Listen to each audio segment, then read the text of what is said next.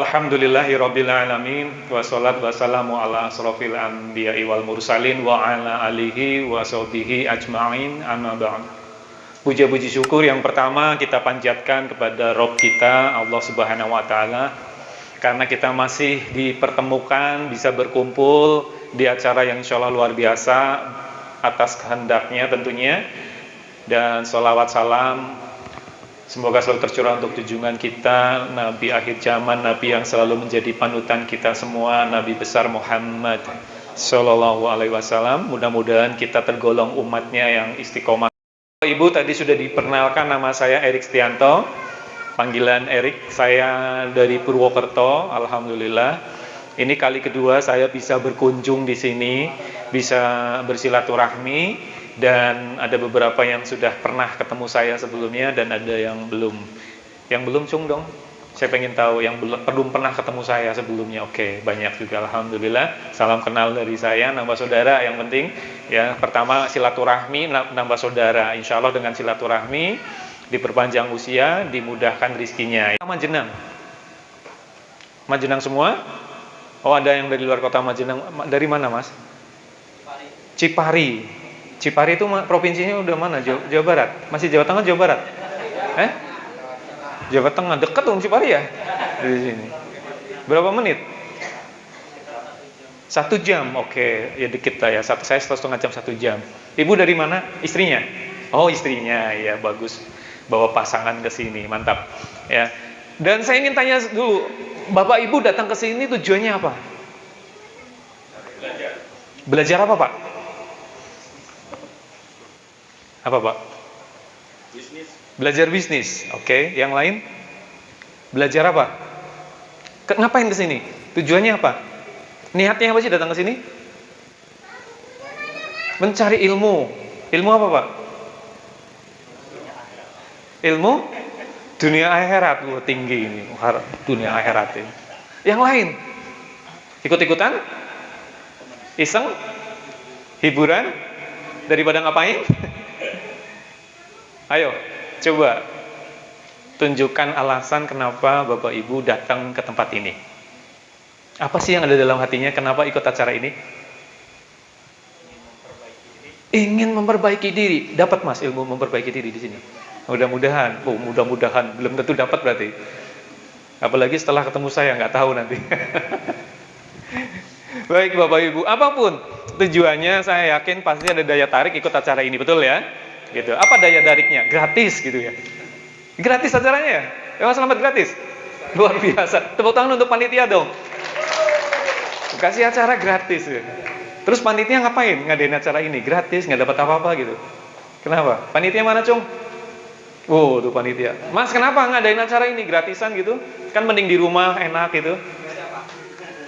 Ya. Ya? Demi ilmu, berbagi ilmu, dakwah luar biasa. Ya, sekali lagi kasih tepuk tangan untuk panitia. Mudah-mudahan jadi amal ibadah buat semua, buat panitia, buat peserta. Kenapa? Karena untuk datang ke sini dibutuhkan keikhlasan. Keikhlasan tidak hanya dari panitia. Panitia menyisakan waktu, tenaga, pikiran bikin acara ini ikhlas. Pesertanya juga harus ikhlas. Datang ke sini walaupun gratis, tapi sudah mengorbankan waktu, tenaga, ninggalin keluarga, menyempatkan 1 hari di sini. Betul tidak? Nah, keikhlasan itu jangan sampai sia-sia. Kalau duduk di sini cuma duduk, harus hadirkan jiwanya juga raganya. Tidak cuma raganya, jiwanya ketinggalan di rumah. Rugi nggak kira-kira? Rugi ya. Duduk di sini, pikirannya kemana-mana. Pikirannya masih ketinggalan di rumah. Duduk di sini masih mikir yang lain-lain, masih mikir kerjaan. Ya, apalagi ini akhir bulan ya. Akhir bulan ini. Oh. Masih terasa, masih bisa merasakan akhir bulan. Iya. Wah, akhir bulan, yang ibu-ibu juga ikut mikir, Pak, ini udah tanggal berapa sekarang? 29, akhir bulan, tanggal tua gitu ya. Berapa hari lagi? Oh, dihitung nih. Tanggalannya sampai 30, 31. Wah, panjang lagi 31 ya. Gitu. Apalagi kalau ketemu bulan, yang tanggal 1-nya tanggal merah. Tanggal merahnya Sabtu lagi. Kemudian Ahad tanggal 2, gajiannya tanggal 3. Angsurannya tanggal Luar biasa. Mohon maaf, saya sudah nggak inget tanggal. Gitu, saya nggak inget tanggal. Makanya saya nanya, jujur, terus terang saya nanya itu nanya betulan. Hari ini tanggal berapa itu saya nggak pernah inget. Karena setiap hari tanggal 1 terus buat saya. Alhamdulillah Bapak Ibu, ya ini motivasi buat Bapak Ibu semua. 2014 yang lalu, berarti sudah 8 tahun ya, saya sudah mengikrarkan diri menjadi manusia bebas angsuran. Ya, 0 dari hutang, baik hutang lembaga maupun perorangan, saya sudah tidak mau punya hutang. Setelah saya tidak punya hutang, setiap hari itu indah. Setiap hari itu weekend. Setiap hari itu tanggal muda. Mau nggak Bapak Ibu? Yang mau saya doakan mudah-mudahan dalam waktu dekat Allah permudah lunas hutangnya. Oh, berarti yang amin punya hutang semua. Saya cuma ngetes saja. Lu punya hutang nggak sih gitu kan? Gitu. Tidak apa-apa, saya pun pernah melalui suatu saat di mana saya punya hutang. Dan saat itu ketika hutang belum selesai, usahanya juga tidak lancar. Yang terjadi adalah otak saya lebih banyak dihabiskan untuk mikir hutang. Sisanya sedikit banget dipakai untuk mikir peluang. Dan yang terjadi adalah peluangnya nggak pernah ketemu. Karena tinggal sisa sedikit otak saya yang saya ajak untuk mikir peluang, saya bikin untuk mikir peluang, lebih banyak mikir hutang. Ya, itu dulu saya. Setiap lihat kalender, panas, dingin, demam, makan nggak enak, tidur nggak nyenyak, penyakit kalender itu. Ada yang ngalami di sini kena penyakit kalender? Aduh, gitu. Mau ngaku, kok malu gitu ya? Ketahuan gitu. Tapi bersyukurlah Bapak Ibu, ketika Bapak Ibu kumpul di sini, ya nanti nanya-nanya sebelah, punya utang nggak Pak? Punya gitu. Itu motivasi tersendiri. Itu pun dulu saya seperti itu. Ketika saya punya utang menurut saya udah besar, saya datang ke acara seperti ini nanya sebelah, Pak punya utang? Punya berapa Pak? 5M. Lebih besar dia, mending saya. Gitu. Bersyukur ada yang lebih besar. Bapak nggak stres? Stres Pak, ya sama. Mari kita stres bareng kan gitu. Ada di sini seperti itu. Gitu. Tapi seperti itu, daripada dipendam sendiri, betul tidak? Gitu. Nah, di sinilah gunanya kita belajar. Gitu. Baik, saya akan sekedar sharing cerita apa yang saya alami, apa yang saya jalani sehingga saya akhirnya bisa menjadi manusia bebas angsuran. Ya, tiap hari itu indah, tiap pagi itu bahagia, tiap pagi itu suasananya asik, suasananya begitu membahagiakan, ya. Pokoknya suara burung itu indah banget. Karena saya nggak mikir angsuran. Ya, mudah-mudahan segera Bapak Ibu merasakan itu. Tapi kalau saat dulu saya punya angsuran, mau secerah apapun pagi, mau secerah apapun matahari terbit, mau semerdu apapun kicau burung, itu saya nggak pernah merasakan nikmatnya itu. Betul Pak Bu? Ya. Nggak apa-apa kalau mau ngaku aja Pak. Gitu. Insya Allah kita nanti doakan bareng-bareng ya, nggak apa-apa. Yang penting sekarang niat kita mau selesaikan hutang, apalagi kalau itu hutang riba, niat karena Allah. Ya, nanti yang akan memudahkan, yang akan menunjukkan jalannya Allah. Kita mah manusia biasa. Tugas kita ikhtiar. Hasil tawakal sama Allah. Allah yang nanti permudah. Tapi insya Allah yakin Bapak Ibu, ketika kita sudah niat membebaskan diri dari hutang karena Allah, bukan karena nanti BI checkingnya bagus lagi, bukan karena nanti kalau disurvei bank historinya bersih lagi, bukan itu, tapi lillah karena Allah, ingin bebas hutang karena Allah, Allah permudah. Itu yang terjadi dalam diri saya, dalam kehidupan saya. Secara matematika susah, penghasilan saya segini, bagaimana mungkin saya bisa melunasi hutang-hutang saya? Tapi ketika saya melibatkan Allah, ya Allah, saya karenamu ingin melunas hutang, saya ingin bebas riba. Allah tunjukkan jalannya, ternyata caranya simple, ternyata caranya mudah. Karena segala apapun itu mudah buat Allah. Allah is everything. Kita nothing. Kita bukan apa-apa. Betul tidak?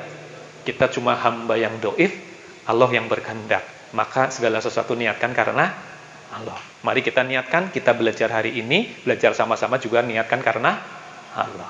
Siap ya Bapak Ibu ya? Ya, pembuka dari saya. Nah, ketika orang berusaha, berikhtiar, tidak semuanya mengalami jalan yang mulus, betul? Perjalanan ada yang rusak, wajar nggak sih? Membangun usaha, kadang naik, kadang turun, kadang jeblok, kadang belum balik modal, sudah minus. Wajar nggak sih seperti itu? Baru buka usaha kuliner misalkan atau toko atau butik, tiba-tiba pandemi. Nggak disangka-sangka datang akhirnya toko kolaps tutup. Wajar nggak sih? Nerima nggak seperti itu? Gitu. Iya Pak, kalau nggak terima, wajar manusia nggak terima, kan betul ya, belum terima kenyataan.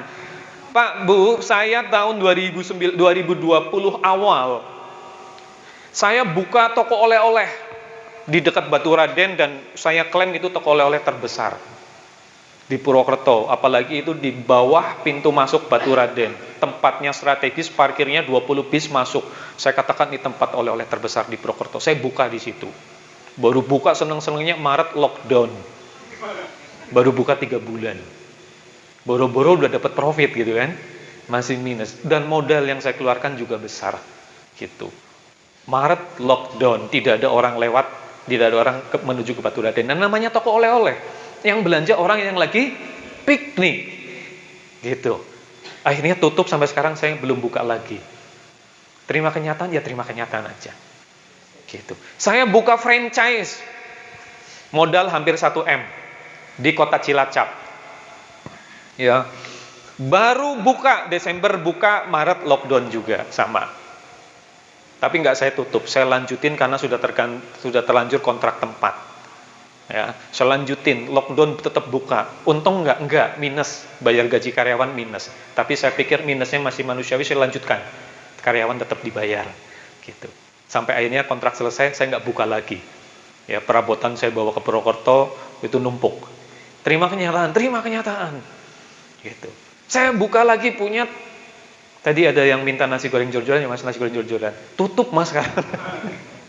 Nasi goreng jor-joran, nata de bakso, tutup. Kena pandemi. Gitu. Nah, tapi sekarang udah buka lagi, tapi lain ini Mas. Bukan jor-joran, saya ganti konsep food court. Itu food court, alhamdulillah, sekarang lebih bagus, gitu, lebih maju, gitu. Karena banyak menu, saya buka food court. Tutup. Terima kenyataan. Nah, kenapa kok saya santai? Banyak orang, wah ini pandemi, yang lain gulung tikar. Kenapa Pak Erik tetap santai? Jawabannya satu, karena saya tidak punya angsuran. Kenapa kok banyak yang kolaps? Yakin yang kolaps itu punya angsuran. Ketika dia dihadapkan situasi seperti itu, dia mikir dia nggak bisa ngangsur segala macam, dia nggak bisa mikir peluang baru, akhirnya kolaps. Saya santai, oke, saya tutup aja. Karena itu modal bukan modal bank, saya nggak ngangsur, ya saya fokus pada usaha yang jalan. Alhamdulillah saya punya usaha utama, usaha herbal. Jalan. Pandemi malah dikasih omset naik. Kenapa? Herbal orang banyak butuh saat pandemi. So edukasi tentang imunitas, tentang pentingnya probiotik. Melejit omsetnya. Tenang. Gitu. Ya mungkin ini banyak orang nggak tahu. Ini sedikit cerita ya. Berarti kita dapat poin pertama ini. Terima kenyataan. Sepakat? Nah, kalau sekarang Bapak Ibu ada di sini sedang mengalami yang seperti tadi saya alami, usahanya tutup, gulung tikar, gitu. Juragan mendoan mana? Juragan mendoan raksasa? Mana ini orangnya? Pak, mana Pak? Mendoan raksasa. Masihkah ada mendoan raksasanya? Masih ya? Oh, sudah mengecil.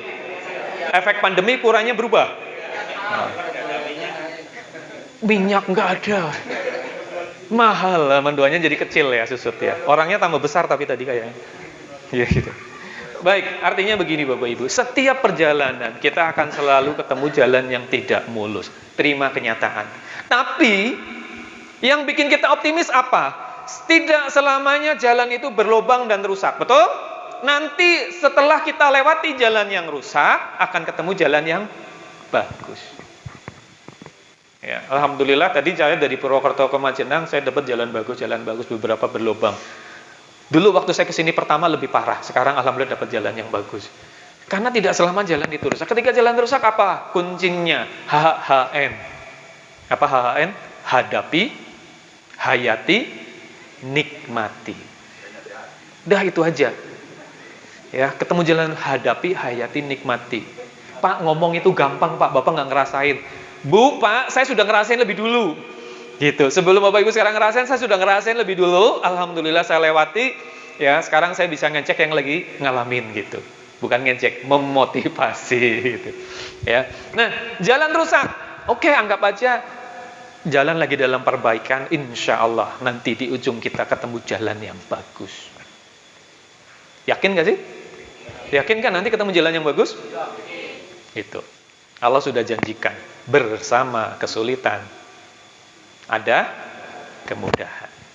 Gitu. Bersama kesulitan ada kemudahan, diulang 2 kali.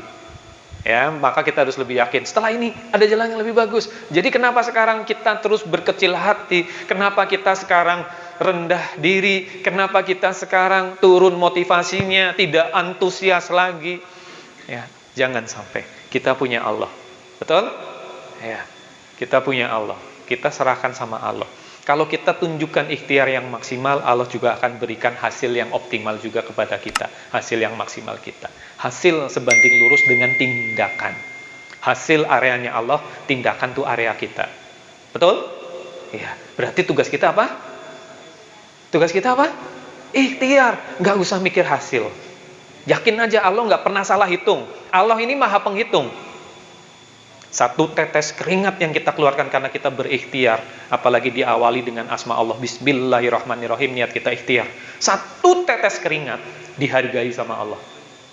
Tidak ada ikhtiar yang sia-sia. Jadi jangan pernah ngomong ketika Anda baru buka toko, buka warung, pandemi tutup, Anda katakan sia-sia, habis modal, segala macam. Nggak ada yang sia-sia, Bapak Ibu. Tercatat, sudah dicatat sama Allah. Ada hasilnya. Yakin? Iya, jadi tenang aja. Relax saja, ada hasilnya. Gitu. Selama ini kita ngomong tauhid. Selama ini berapa kali dalam sehari kita mengucapkan kalimat la ilaha illallah? Kita berapa kali ngucap tauhid dalam zikir kita? Berapa kali kita dengar kajian tentang tauhid, tapi aplikasinya ketika kita diuji sedikit lupa sama Allah. Cirinya lupa sama Allah itu tadi, pesimis. Jadi males lagi, bad mood, gampang terombang-ambing situasi kondisi, ada pandemi, loyo, merasa dunia itu berakhir, modal habis, hutang numpuk. Nah, ini tauhidnya kemana? Betul? Ayo, kita kembali ke tauhid. Kenapa kita harus takut? Kenapa kita harus loyo? Selama kita masih yakin Allah itu ada, selama kita yakin setiap tetes keringat dihitung sama Allah, maka tinggal ikhtiar lagi, ikhtiar lagi, ikhtiar lagi. Pak, modal habis. Modal bukan yang utama. Ini saya ceritakan. Saya membangun usaha herbal, bangun PT Citra Mulia Production, modal 0. Alhamdulillah di tahun ketiga bisa mencapai omset 3 miliar. 1 miliar dulu. Di tahun keempat 3 miliar. Tanpa modal. Saat itu yang penting saya ikhtiar, yang penting saya bisa menafkahi anak istri. Omset saya serahkan sama Allah. Saya nggak akan nolak kalau Allah berikan omset besar. Saya yakin Bapak Ibu pasti juga nggak nolak. Gitu. Terima aja. Dan Alhamdulillah Allah berikan omset yang besar. Gitu. Baik, kita lanjut. Gambar apa ini Bapak Ibu? Otak. Ini otak manusia. Otak manusia dibagi 2 belahan. Belahan kiri dan kanan. Belahan kiri dan kanan. Belahan kiri dan kanan ini punya fungsi masing-masing Bapak Ibu. Ya. Otak kiri ini menggerakkan organ tubuh bagian kanan. Otak kiri menggerakkan tubuh bagian kanan. Otak kanan menggerakkan tubuh bagian kiri.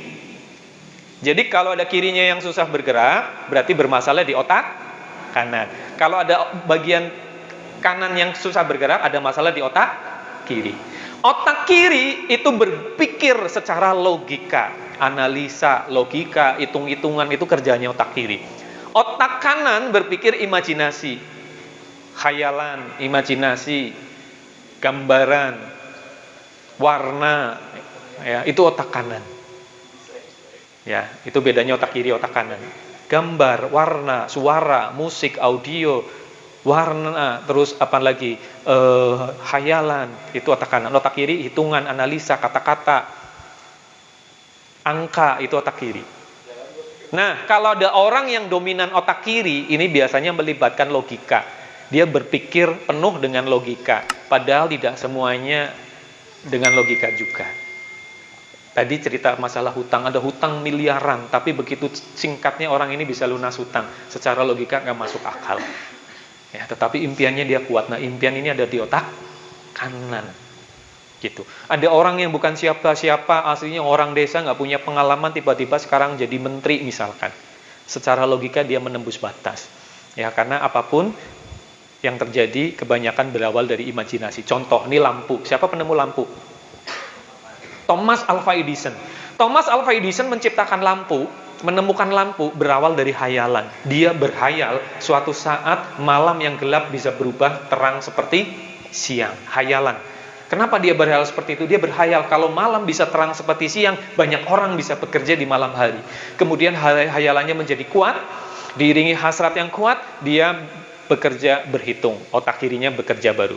Otak kanannya dulu, baru otak kiri bekerja menemukan rumusan bagaimana energi listrik berubah menjadi energi cahaya. Itu otak kiri, berhitung, ketemu. Imajinasinya dari otak kanan. Nah, kita sekarang belajar otak kiri, otak kanan. Bagaimana kalau orang lagi bisnis atau orang kerja? Oh ya, sebelumnya saya tanya. Di antara Bapak Ibu di sini siapa yang sekarang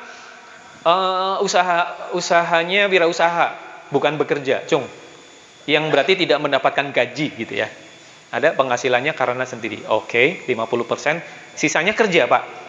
Pegawai gitu swasta atau pegawai negeri gitu ya, Pak ya. Dapat gaji, Bapak dapat gaji ya. Berarti Bapak pegawai atau karyawan, katakanlah seperti itu. Ya. Nah, kita lihat di sini. Orang yang dominan otak kiri biasanya dia bekerja lebih berpikir ini. Orientasinya di sini saja. Mohon maaf nih ya. Nah, kerja biar dapat salary atau bonus. Yang penting berangkat pagi, absen, pulang sore, begitu tiap hari tanggal 1 gajian atau ada yang gajian tanggal 25. Yang penting salary. Lemburan dapat bonus lemburan ya. Atau yang marketing kerja sama orang, yang penting saya absen, saya kerja, saya dapat gaji, dapat bonus. Orientasinya ke sini. Yang bisnis yang penting omset dan profit. Dia kerja, dia bikin penawaran, dia tawarkan dagangannya, jualan atau segala macam, orientasinya ke omset dan profit. Ini kalau orang yang dominan otak kiri, ngitung. Ya, dia berhitung ini. Nah, omsetnya gede, ini resikonya ya, konsekuensinya kalau orang otak kiri. Omsetnya gede, semangatnya tuh gede, biasanya seperti itu.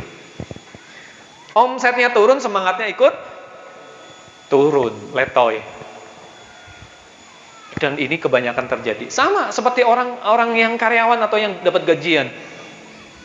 Ya, gajinya naik, kerjanya semangat. Gajinya nggak naik-naik, kerjanya gitu-gitu aja.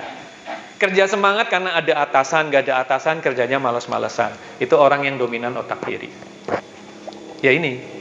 Kalau Anda masih berada di area ini, Anda masih dominan otak kiri. Wajar, karena dunia pendidikan di Indonesia masih melibatkan terlalu banyak di otak kiri. Ada yang guru di sini? Oh, enggak ada. Guru sekolah gitu, SMA, SMP, ya, diakui atau tidak, sistem pendidikan kita lebih banyak didominasi untuk melibatkan otak kiri. Bagaimana dengan otak kanan? Kalau orang yang dominan otak kanan, dia berpikir ini tadi, totalitas dalam ikhtiar, totalitas dalam tawakal. Dia nggak berpikir ini dulu, yang penting dia giving, berikan yang terbaik, do the best dulu.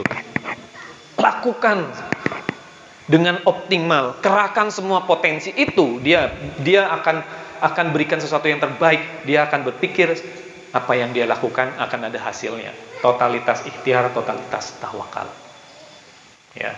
Konsekuensinya yang terjadi, apapun kondisi dan situasinya dia tetap semangat. Dia paham konsep rezeki. Dia nggak mikir, dia nggak ngitung ini. Kenapa? Dia yakin kalau dia berikan yang terbaik, dia akan dapat hasil yang terbaik juga. Ini totalitas tawakal.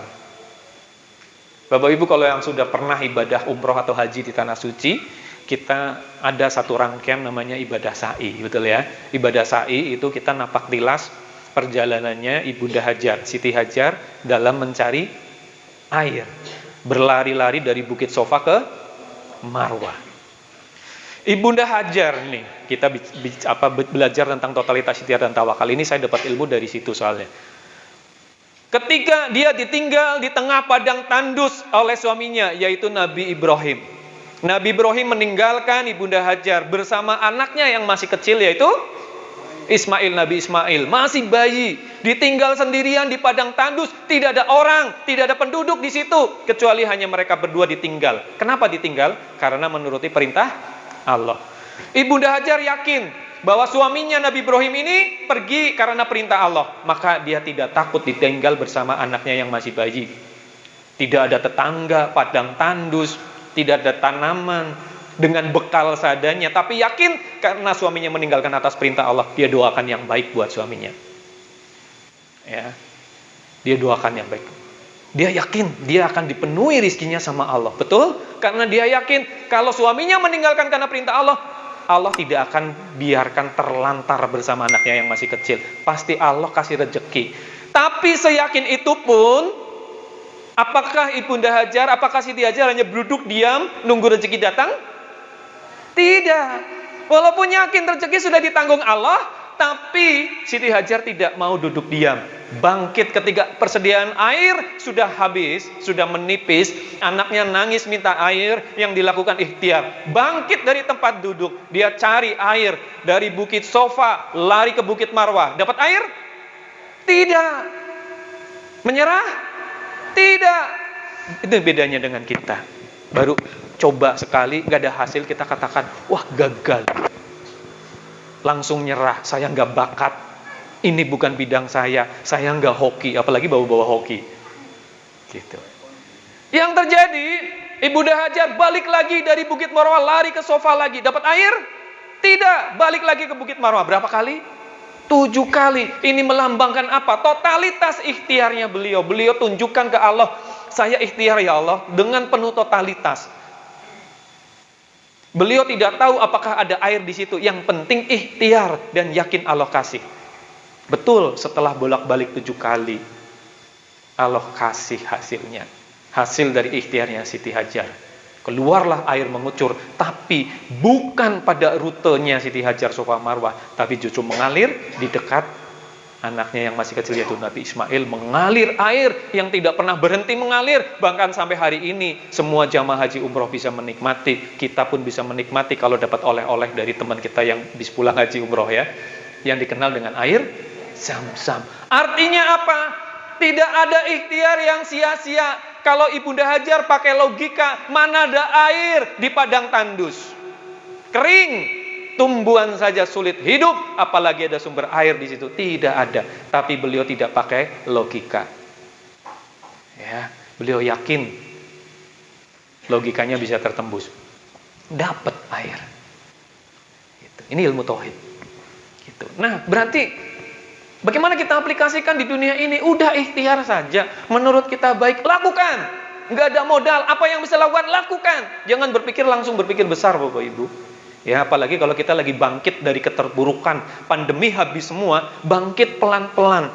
Mulai dari sekarang, mulai dari yang kecil dulu, terus digedeinya gimana? Dengan konsisten, dengan istiqomah.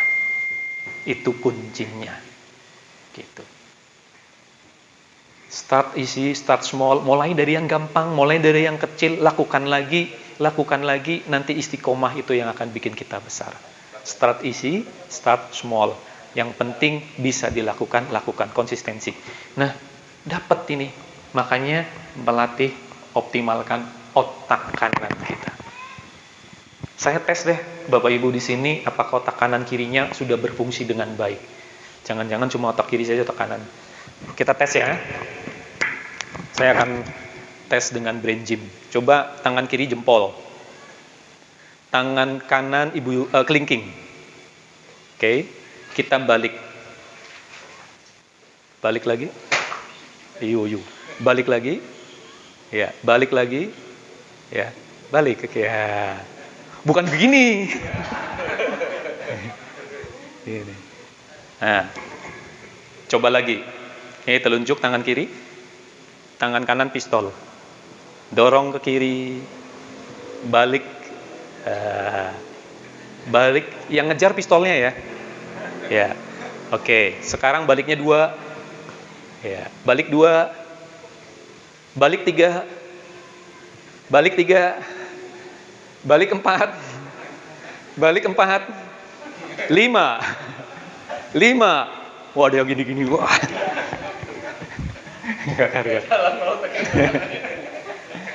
Satu lagi. Tangan kiri diputar ke depan. Tangan kanan putar ke belakang. Tangan kirinya berhenti dulu coba. Tangan kanan belakang. Bisa ya? Kanannya berhenti, kirinya ke depan. Bisa? Oke, sekarang bareng.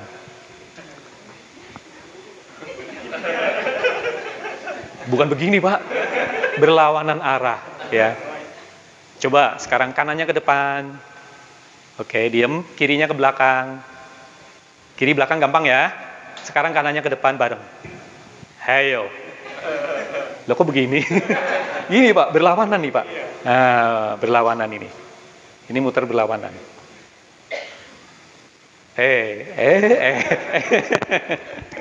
Ya, nanti dilatih di rumah. Itu namanya brain gym, senam otak. Untuk mensinergikan otak kiri dan otak. Yang bagus itu bukan dominan kanan atau dominan kiri. Yang bagus itu otak kiri dan kanan seimbang. Gitu. Nah, ini satu jawaban lagi. Bapak Ibu pernah nggak kalau lagi sholat, baca doa Al-Fatihah, pikirannya kemana-mana? Sampai akhirnya di rakaat ketiga, bingung. Ini rakaat akhir atau rakaat 3, sholat duhur misalkan. Nggak jamaah lagi. Ini salam, ini tahiyat, apa saya bangkit lagi? Pernah ngalami kayak gitu? Jadi duduk, tahiyat enggak, bangun enggak, karena bingung. Pernah ngalami? Gara-gara hanya melibatkan otak kiri, baca Al-Fatihah, baca doa, itu otak kiri yang bekerja. Otak kanan dibiarkan nganggur. Secara alami, otak kita nggak mau berhenti bekerja. Tapi karena otak kanannya nggak diajak terlibat dalam sholat, dia membayangkan kemana-mana. Ingat tadi, fungsi otak kanan salah satunya khayalan, imajinasi. Baca Al-Fatihah, ini otaknya kemana-mana. Yang terjadi, rakaat ketiga seringnya jadi problem di situ. Macet nih otak. Kita bingung nih, rakaat 3 atau rakaat 4. Nah, maka gimana? Libatkan otak kiri dan otak kanan. Baca Al-Fatihah, imajinasikan. Al-Fatihah itu tentang kebesaran Allah, tentang Allah semua kan. Nah, kita sambil imajinasikan. Gitu. Paham maksud saya ya? Supaya tidak ada kesempatan otak kanan ngalamun atau ngelantur kemana-mana. Halnya seperti halnya di sini nih Bapak Ibu. Bapak dengerin saya, otak kiri bekerja karena kata-kata yang keluar. Otak kanan nggak dilibatkan, udah kemana-mana itu. Nah, ini ditanya tadi apa itu materi dari Coach Eric tentang gini-gini aja gitu. Yang dengar, yang ingat cuma ini. Baik, lanjut ya. Boleh sambil dinikmati silahkan, ya, santai aja. Yang mau minum-minum, pisang-pisang silahkan. Sambil dinikmati. Baik. Yang pertama, ini langkah Bapak Ibu. Bagaimana kita bangkit lagi dari keterpurukan, bangun lagi impian kita. Saya mau tanya impian Bapak Ibu. Dari sini deh Pak, Bapak punya impian apa dalam hidup Bapak? Yang paling ingin Bapak raih dalam hidup ini? Yang belum tercapai, impian apa? Oh apa? Bingung Pak? Bapak apa Pak? Apa Pak? Bebas hutang? Sip, boleh. Bapak apa? Punya impian apa? Pengen rezeki yang banyak dan halal. Banyak ini relatif ya Pak. Inginnya berapa Pak? Nominal berapa? Mencukupi saja cukup Pak? Hanya mencukupi, nggak mau miliaran gitu Pak? Oh belum, oke, enggak apa-apa. Bapak ingin apa Pak? Impian Pak? Bebas hutang, oke. Membahagiakan keluarga, udah keluarga? Sudah, oke. Membahagiakan keluarga, nggak ada duit nggak Bapak? Yang penting bahagia, senang gitu, keluarga bahagia. Duitnya harus ada, uang ada, bahagia gitu ya. Saya pikir cukup bahagia, nggak ada uang nggak apa-apa gitu. Ya, uang butuh Pak ya, butuh uang gitu. Bapak ingin apa Pak dalam hidup ini? Masih income 100 juta, per bulan, per tahun, per hari, masya Allah luar biasa. Oh nggak jadi Pak, nggak jadi per hari. Tuh, ragu Pak, ragu. Passive income, bentar, kok jadi ragu ya, tadi udah per hari apa ya gitu. Jadi per bulan Pak ya. Passive income 100 juta per bulan. Saat ini Bapak bekerja, iya, negeri swasta? Swasta, oke. Udah kepengen pensiun Pak ya, duduk di rumah, udah punya anak Pak?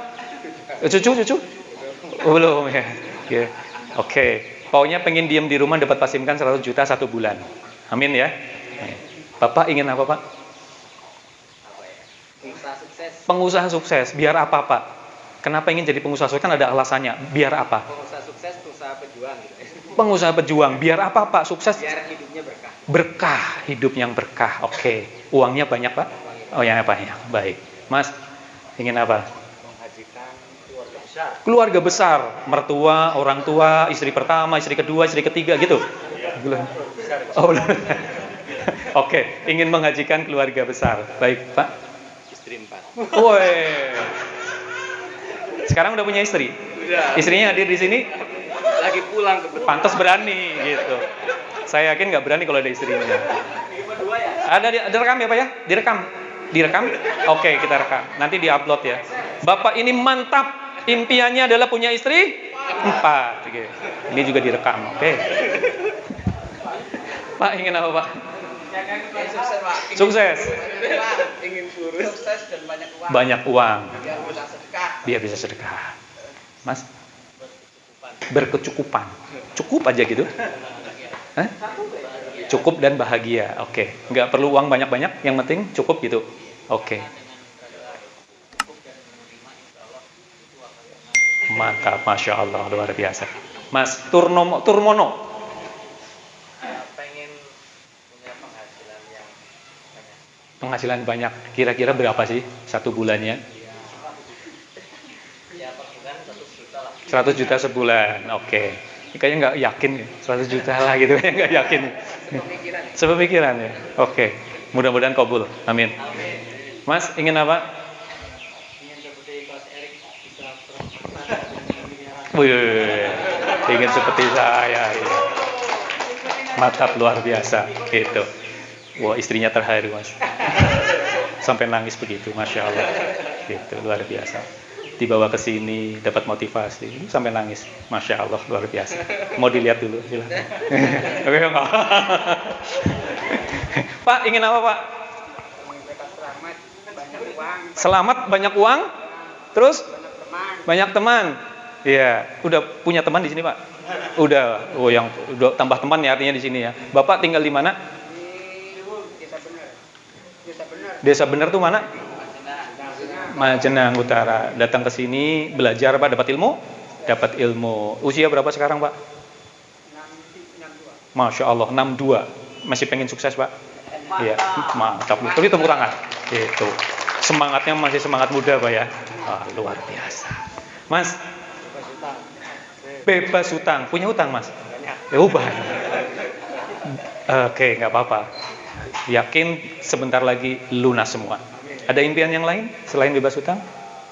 Hidup senang, ibadah, nyaman. Wah, hidup selama ini nggak tenang. Masih mikir hutang.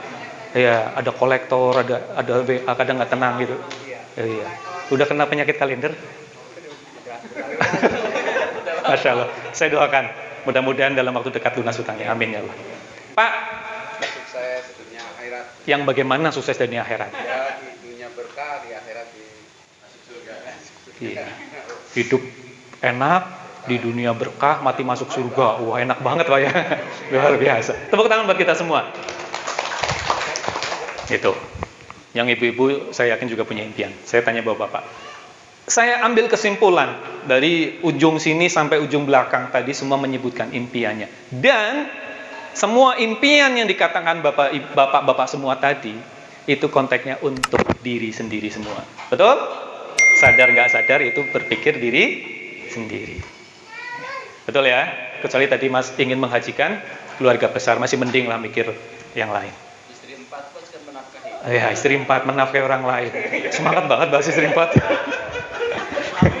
Itu direkam sama Mas Slamet. Nanti share ya Mas Slamet ya. Ini. Oh, Mas Slamet iya? Oh, oke. Waduh, repot ya. Cuma diem aja dia ya.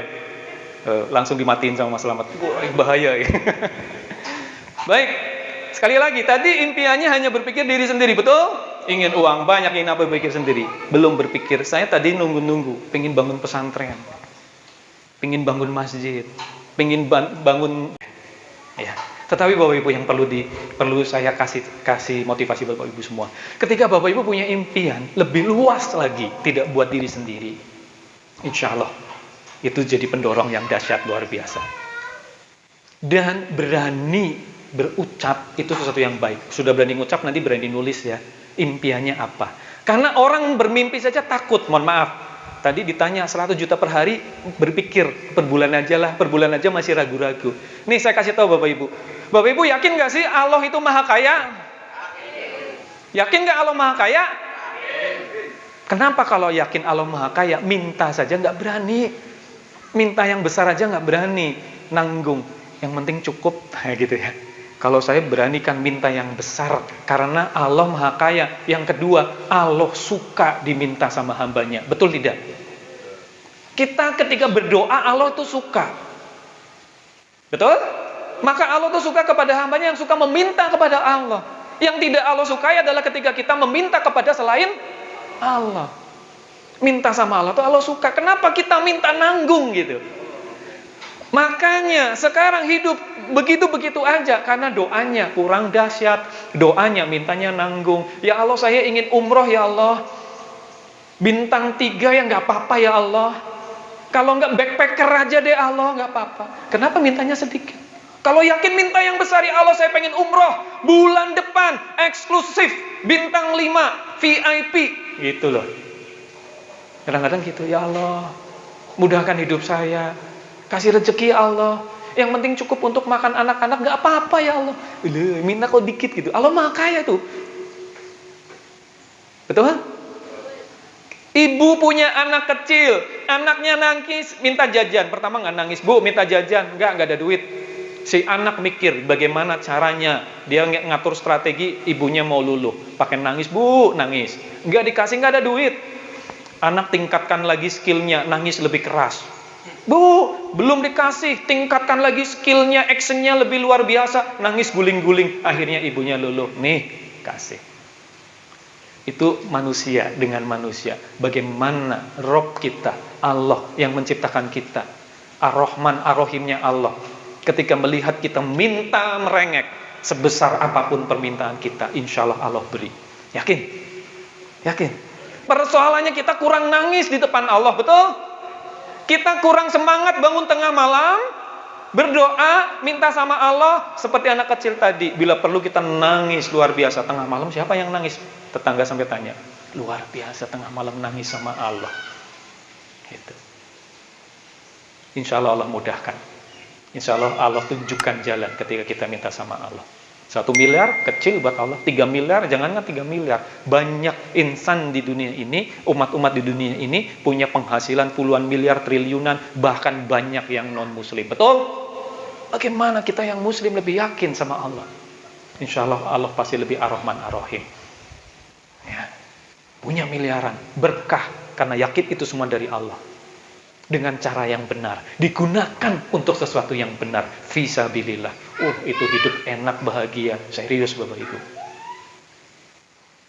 Ya, dunia dapat, akhirat dapat. Kadang-kadang orang salah taksir, kejar akhirat, dunia ngikuti, dia nggak pernah kerja, ibadah terus, tapi dunia nggak pernah dipikir. Apakah itu yang dimaksud kejar akhirat, dunia mengikuti? Tidak, ditunjukkan sama Ibu Hajar tadi. Tauhidnya luar biasa, lilahnya luar biasa. Tapi ketika air habis, dia tidak tinggal diam. Beliau tetap ikhtiar. Ya kan? Betul Bapak Ibu. Jadi bukan berarti kejar akhirat, dunia ngikuti, duduk diam di rumah, nggak ngapa-ngapain. Ya, ibu-ibu yang punya suami seperti itu, marahin, omelin. Pak, di rumah terus ngapain? Omelin. Gitu. Tapi kalau di rumah terus ngomset seperti saya nggak apa-apa, ya, di rumah terus ngomset gitu, ya alhamdulillah, gitu. Nah, tapi yang ngapa-ngapain jangan, ya harus ikhtiar. Ini kejar impian, awalnya dari impian. Kenapa saya mulai dari impian? Biar Bapak Ibu punya mimpi yang tinggi dan kuat. Kuat itu bagaimana? Tadi mimpi udah tinggi.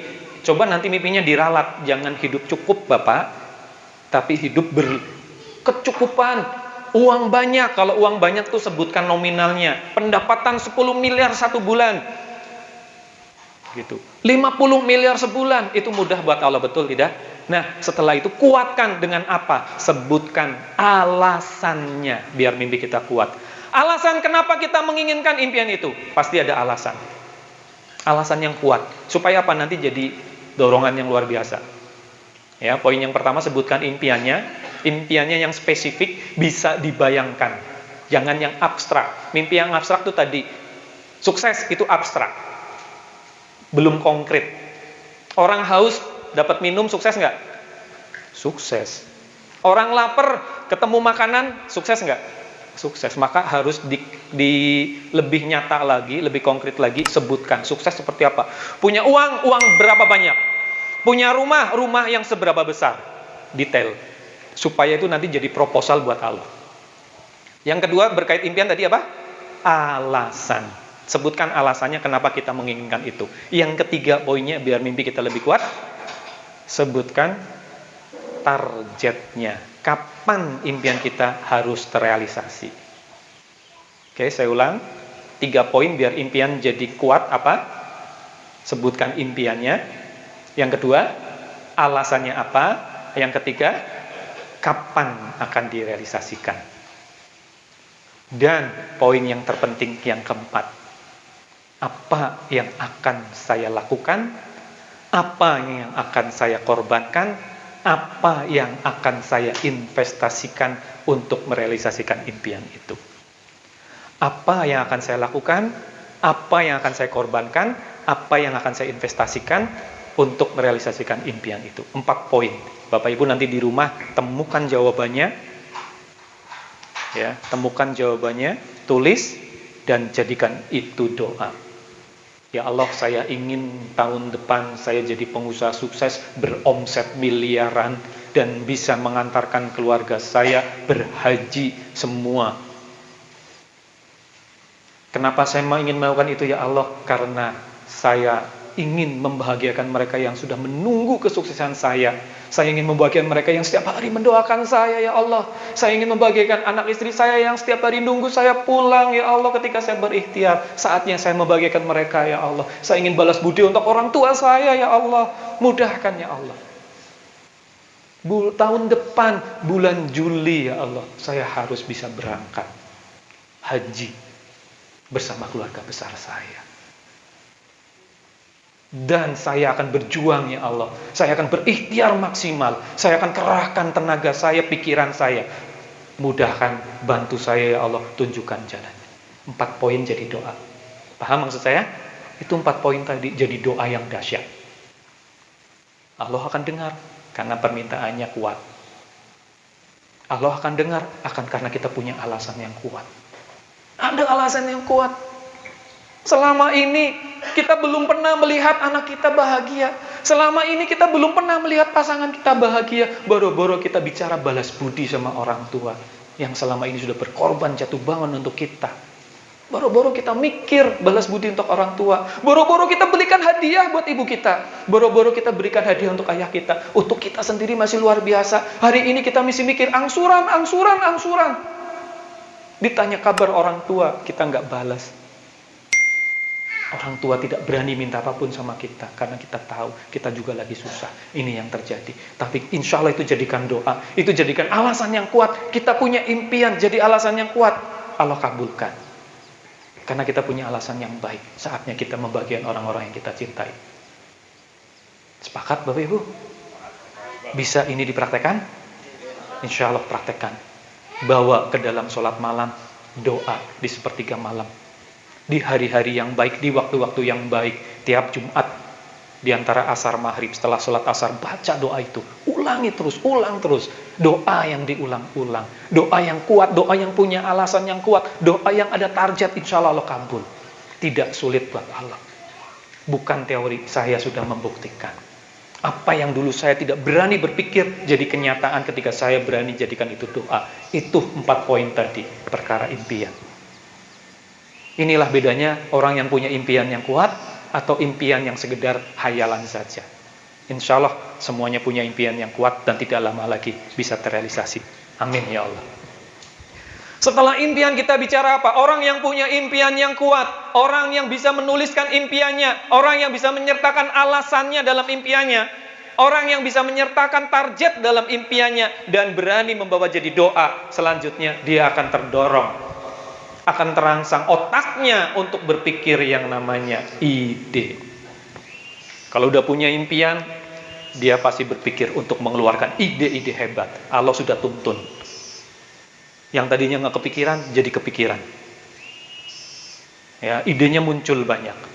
Mulai dari dream. Orang yang nggak berani bermimpi, susah ngeluarin ide, Bapak Ibu. Ada banyak orang pengen bisnis, tapi nggak jalan-jalan, gara-gara dia nggak punya ide bisnisnya apa. Yang ada mungkin hanya pengen ikut-ikutan, tapi nggak berani akhirnya. Ide ini keluar dengan gampang kalau kita punya impian yang kuat tadi. Nanti praktekkan, Bapak Ibu praktekkan, kuatkan impiannya. Besok buka buku, tulis ide-ide yang keluar banyak sekali. Saya akan pandu Bapak Ibu, nanti bisa dapatkan ide banyak. Ya, saya akan kasih cara menemukan ide bisnis yang banyak. Pengen nggak jadi pebisnis? Jadi pebisnis pengen Bapak, pengen ya, masih pengen jadi pebisnis? Masih pengen pebisnis walaupun sekarang karyawan ya, tapi Bapak pengen punya bisnis. Oke. Ya, semua ingin bisnis ya. Saya akan kasih cara bagaimana Bapak Ibu menemukan ratusan ide bisnis dengan mudah. Yang penting impiannya tadi sudah dibangun dulu. Ya, ini kata kunci. 4 kata kunci menemukan ide bisnis. Yang pertama, kata kuncinya adalah memenuhi kebutuhan orang lain. Contohnya apa? Kira-kira. Orang lain butuh makan? Butuh. Kita jualan makan. Makan perbanyak lagi. Makan. Bisa jualan makan yang matang. Berarti rames, mendoan, nasi padang, mie ayam, itu makan. Kebutuhan orang lain. Bisa jualan bahan makan mentah. Contoh, beras, sayur, ya, kebutuhan pokok yang lain. Ya, idenya banyak kan? Memenuhi kebutuhan orang lain. Kebutuhan orang lain lah, Pak, selain makan. Pakaian. Orang lain kebutuhannya pakaian. Orang lain butuh tempat tinggal, jual material, kebutuhan bahan bangunan, itu kebutuhan orang lain. Apalagi kebutuhan orang lain cari di situ banyak sekali. Kata kunci yang kedua, mempermudah hidup orang lain. Kira-kira apa? Mempermudah hidup orang lain, urusan orang lain. Laundry. Orang lain ada yang repot untuk cuci baju, kita buka usaha laundry, niatnya kita mempermudah urusan orang lain. Jasa cuci sepatu, jasa cuci helm. Tadi apa Pak? Taksi ya? Ya, taksi boleh masuk, orang lain transportasi dipermudah dengan taksi, mempermudah hidup orang lain. Akan banyak ide-ide dari situ. Kata kunci yang ketiga, memecahkan masalah orang lain. Apa kira-kira? Saya jualan herbal dalam rangka memecahkan masalah orang lain. Orang lain punya masalah kesehatan. Saya coba hadirkan solusinya untuk mereka. Ini dapat ide dari sini. Ya. Kata kunci yang keempat, memenuhi gaya hidup orang lain. Apa contohnya? Gaya hidup, jualan tas,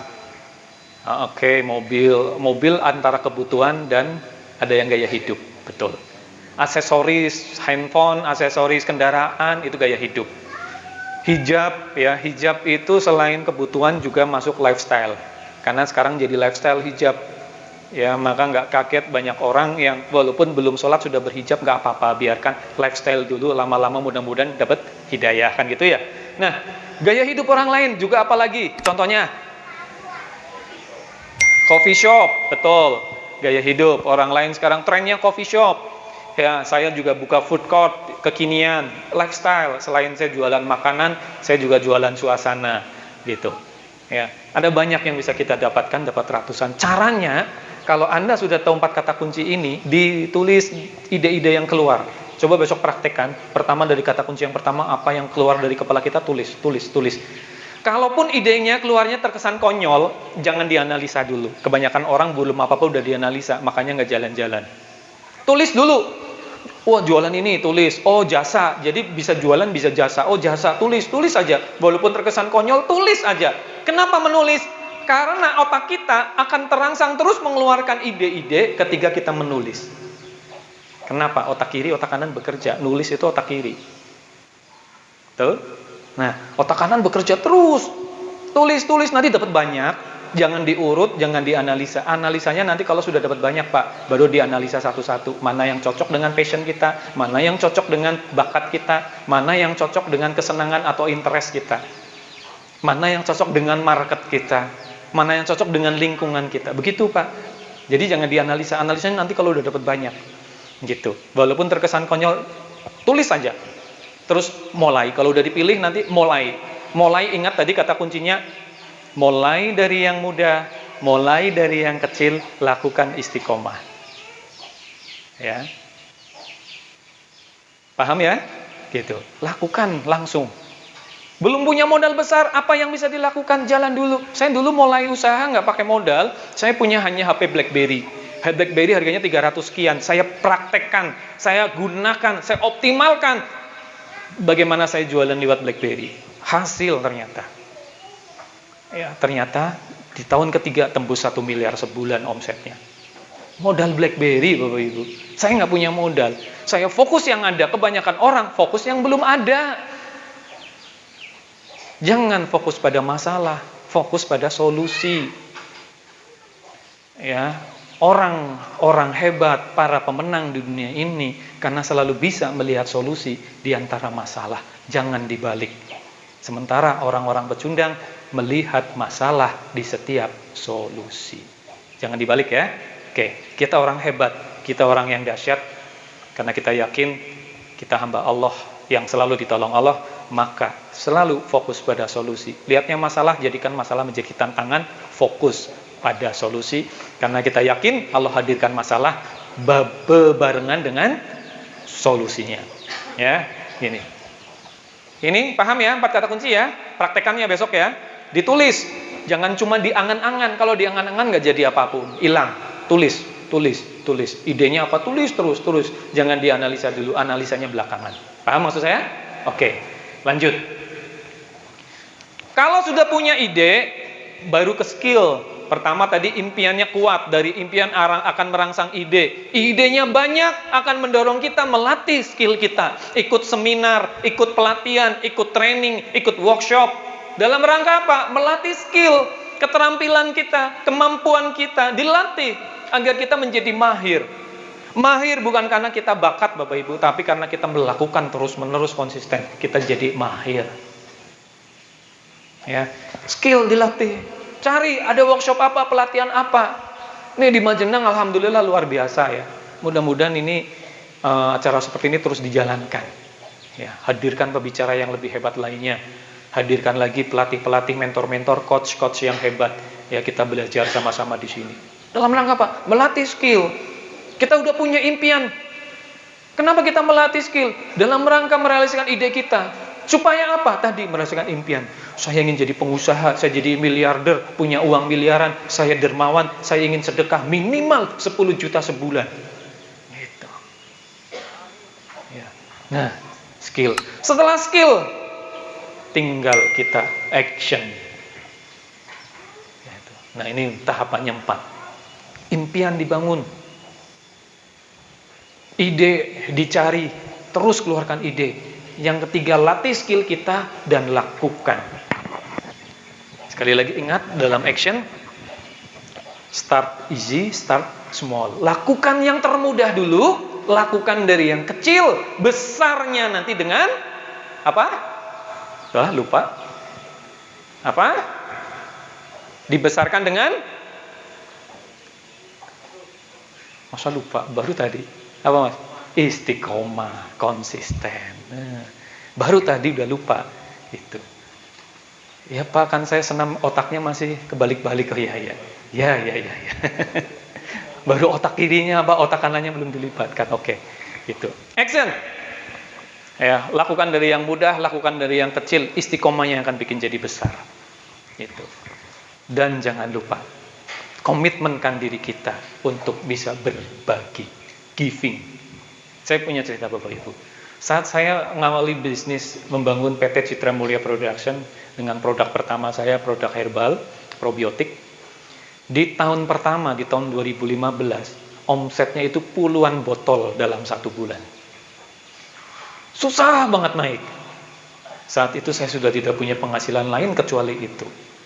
Saya ingin punya penghasilan, dream saya yang terkecil, saya punya penghasilan 3 juta sebulan, biar aman dapur. Kalau dream kecil saya sudah tercapai, saya sudah siapkan dream besar lagi. Jadi dream saya punya tahapan. Saya ingin 300 botol sebulan, itu nggak dapat. Turunin dikit 100 botol sebulan, nggak dapat. Dapatnya 50 botol sebulan, 60 botol. Saya kemana-mana ngider, saya jualan di Facebook, jualan di BlackBerry, ngider. Ya, saya pernah sampai nyasar-nyasar karena pokoknya cari tempat yang bisa saya tawarkan produk saya. Omsetnya puluhan botol.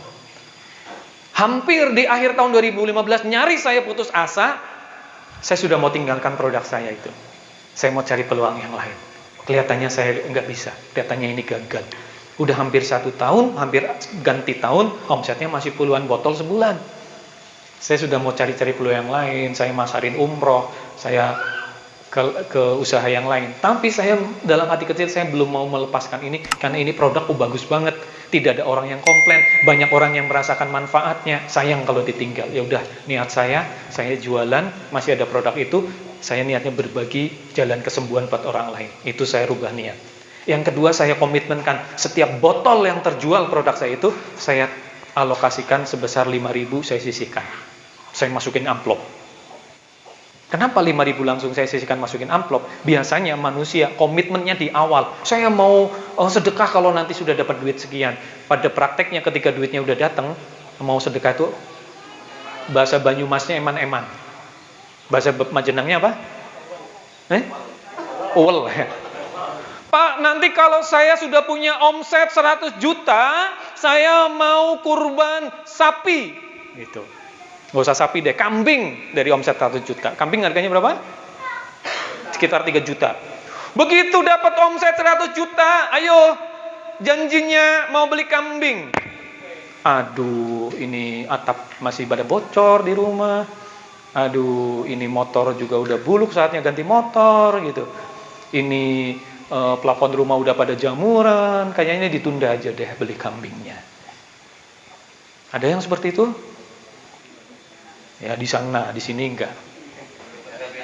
Anda malah ngaku nggak beda. Ya, jadi sisihkan dulu, saya sisihkan. Laku 1 botol, saya sisihkan 5.000. Masuk amplop. Masuk amplop. Jangan mikir nanti banyaknya kapan, masuk amplop dulu. Laku, langsung pisahkan masuk amplop. Tahu-tahu amplopnya rada tebel dikit. Dihitung, ada 300. Saya keluar. Biar Allah yang nuntun saya. Saya dapat ada lihat musola lagi dibangun, saya mampir. Pak, lagi dibangun musola? Iya Pak, rehab. Oke Pak, ini ada sedikit buat tambahan beli semen. Gampang nggak lakuin itu? Gampang. Punya amplop. Coba nanti sepulang dari sini, ingat beli amplop. Amplop yang coklat itu, yang ada benangnya ya, buat nyimpen duit. Pak, uangnya masih dikit, ya udah amplop yang kecilin dikit lah ya. Amplop yang agak, amplop surat itu. Yang penting buat nyimpen duit. Terserah, Bapak Ibu komitmenkan mau dengan cara apapun. Kalau saya tadi kan saya laku per botol sisihkan 5.000. Bapak Ibu terserah mau bagaimana komitmennya, yang penting mau sisihkan. Atau mau yang lebih keren, setiap saya belanja harus pakai uang 50.000. Setiap dapat kembalian, sisihkan. Wah, komitmen, setiap belanja harus pakai uang 50.000, kembaliannya sisihkan. Ternyata belanja ke pasar cuma beli terasi. Berapa perak? 500 perak, kembalinya 49.500 karena sudah komitmen masuk amplop. Cepat kaya nanti insya Allah Bapak Ibu ya. Persoalannya berani enggak gitu ya. Yang gampang-gampang dulu, yang penting istiqomah. Sisihkan berapa, sisihkan berapa. Saya dulu gitu 5.000. Ternyata Bapak Ibu, ini wasilah. Karena itu udah janji Allah. Siapa yang sedekah, hartanya tidak berkurang, malah ditambah. Siapa yang mengeluarkan harta fisabilillah, Allah lipat gandakan. Yang terjadi demikian. Setelah saya seperti itu saya lakukan, di tahun 2016 omset saya tembus di atas 100 botol. Omset saya tembus lagi 300 botol. Tahun 2017 ya, di tahun kedua omset saya sudah lebih dari 500 botol. Di tahun ketiga 2018 sudah tembus omsetnya 6.000 botol kali Rp180.000, 1 miliar pertama saya dapatkan. Tahun depannya 2019 omset sudah 18.000 botol, sudah 3 miliar lebih dalam 1 bulan. Mulai dari nol. Kenapa? Tadi dream, ide, skill, action. Dreamnya ada 4 tahapan yang saya jadikan doa. Saya komitmenkan dengan apa? Giving, berbagi, Bapak Ibu. Saya tanya Bapak Ibu yang ada di sini, siapa yang setelah nanti acara ini selesai, Bapak Ibu pulang ke rumah, besok mulai niat untuk berbagi? Cung. Ya, alhamdulillah, luar biasa, Masya Allah. Acara ini Pak. Habis acara ini, mantap, dahsyat, luar biasa, Masya Allah. Gitu. Soalnya nanti mau ada infak keliling gitu. Wih, mantap, tepuk tangan buat kita semua. Dan yang tadi niatkan, udah dikasih tahu ada infak nanti habis ini? Belum. Oh, belum. Jadi Oh, kebetulan sekali. jadi nanti ada infak. Oke, gitu. Infak terbaik. Siapkan infak yang terbaik. Saya tanya nih, biar mantap. Bapak Ibu, menurut Bapak Ibu acara ini bermanfaat tidak? Bermanfaat banget apa biasa-biasa saja? Banget. Rugi tidak ikut acara ini? Kalau ada tiketnya 100.000 rugi tidak? Yakin? Ada tiketnya 100.000 rugi tidak? Kalau tiketnya 200.000 atau rugi atau tidak? Mulai separuh. Mulai deg-degan.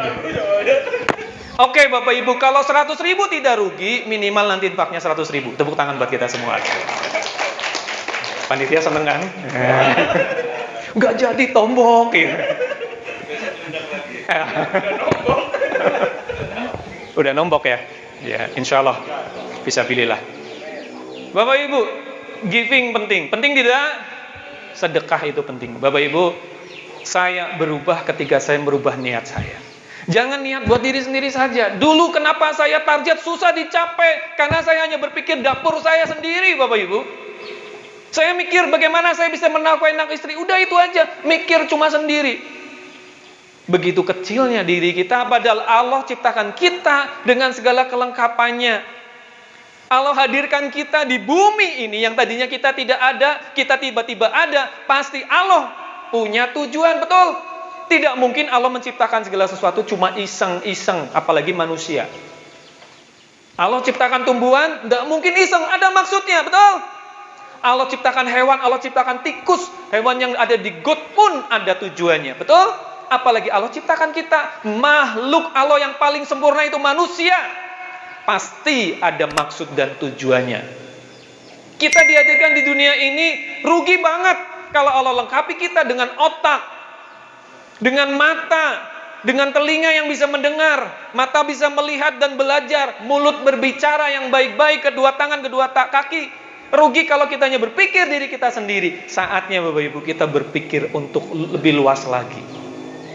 Kita belajar sama hewan yang namanya lebah. Tahu lebah? Oke. Manusia itu punya otak dengan sel otak jumlahnya 1 triliun. Berapa?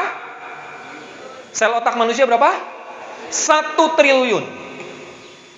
Sementara lebah sel otaknya cuma 7.000. Berapa? Perbandingan yang sangat jauh. 7.000 dengan 1 triliun. Tapi coba kita lihat lebah dengan sel otak 7.000, dia ngapain? Dia bisa bikin sarang tuh. Ada apa dengan sarang lebah? Sarang lebah itu keren. Bentuknya heksagonal.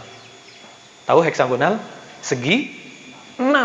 Kenapa lebah bikin sarang kok segi 6? Bentuknya kenapa nggak lingkaran? Segitiga kayak kotak atau lope-lope biar keren gitu. Lope-lope gitu. Kenapa kok segi 6? Ternyata diteliti dengan segi 6 simetris, lebah bisa mengembangkan sarangnya makin besar tanpa merubah bentuk aslinya. Oh, kalau manusia lain tuh. Punya rumah kecil, mau digedein, bongkar rumahnya. Ya, lebah kan tambah besar.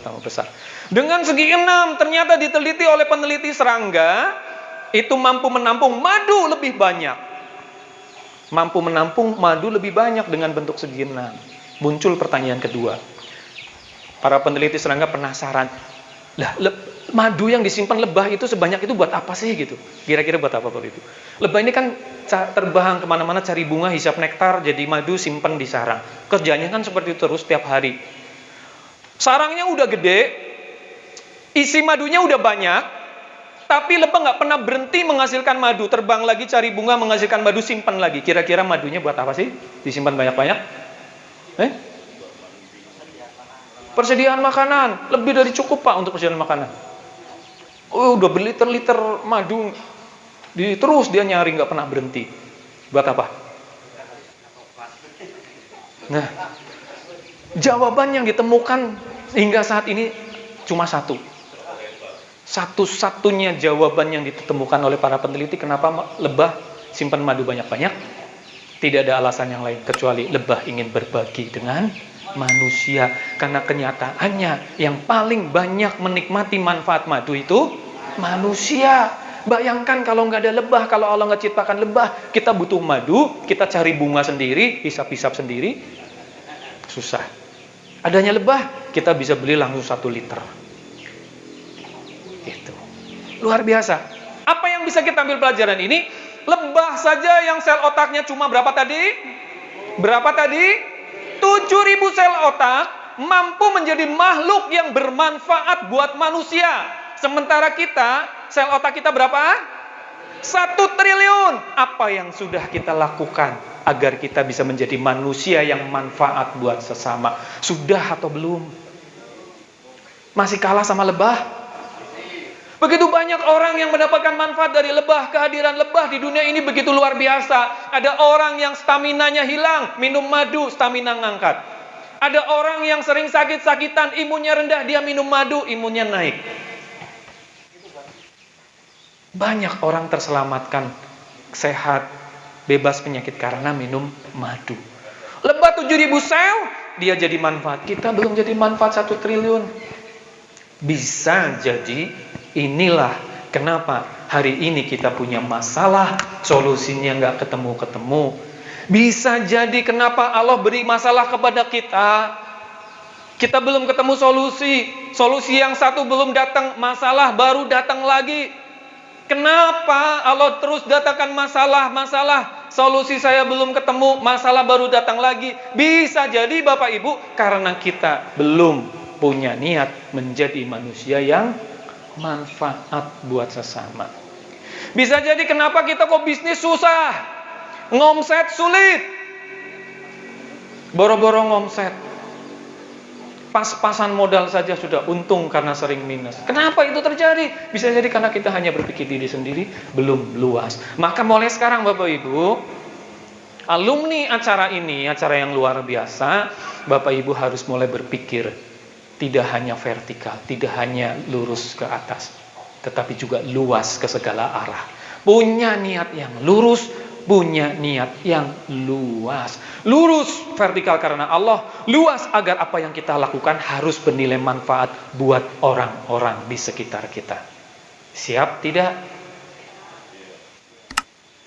Mau bisnis, cari ide, setelah ketemu idenya, poles idenya, bagaimana bisnis kita bisa bernilai manfaat, bisa menjadi solusi untuk masalah orang lain.